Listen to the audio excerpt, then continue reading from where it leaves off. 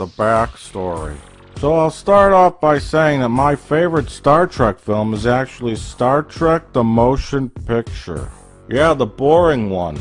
If you think of it in context as a big movie version of the 1960s TV show, then it's a perfect Star Trek film.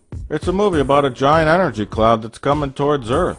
It's on a precise heading for Earth. Very slowly, Admiral Kirk comes back and uses this opportunity to get back on board the Enterprise, because that's where he really wants to be. But on a more thematic level, the movie's really about change, transformation, discovery, and people finding their place. V'ger was really just looking to find an answer to the biggest question of all. Why am I here?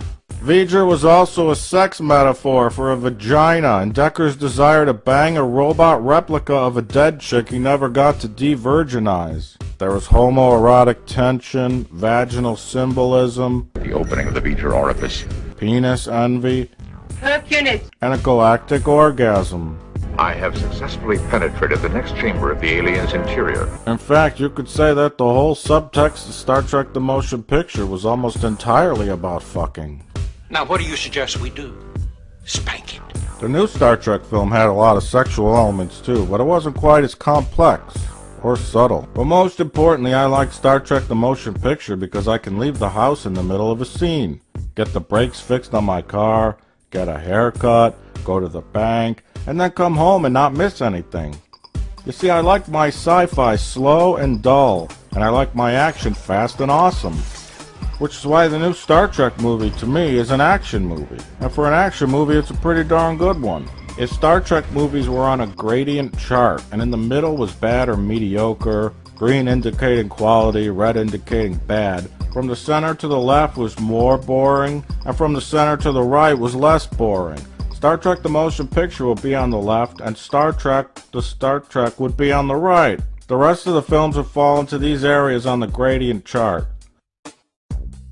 So now that no one is confused, let's move on. You see, Star Trek the show will always be there. Same with the motion picture. But if you think they'd ever release a film like that again to mainstream audiences, then you need to understand how the world works. And I ain't talking about plate tectonics. Now we all can whine and complain about how they reset the timeline and turned Star Trek into action schlock.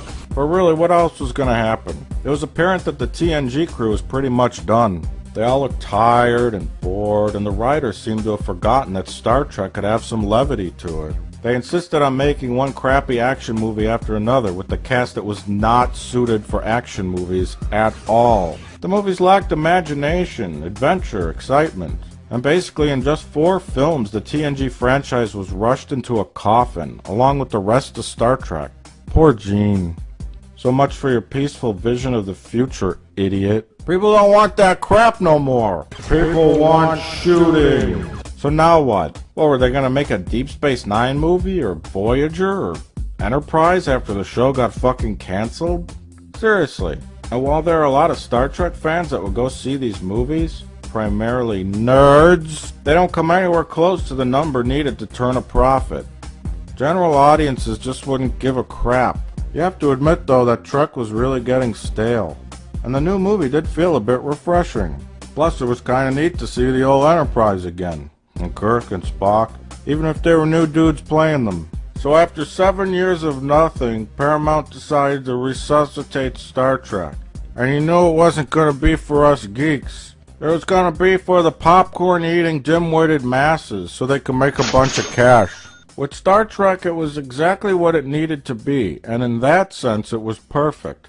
Let me explain in my next section. Number 2. Yeah, I'd be down with that for sure. So just how big are you? I like women with a lot of meat on their bones.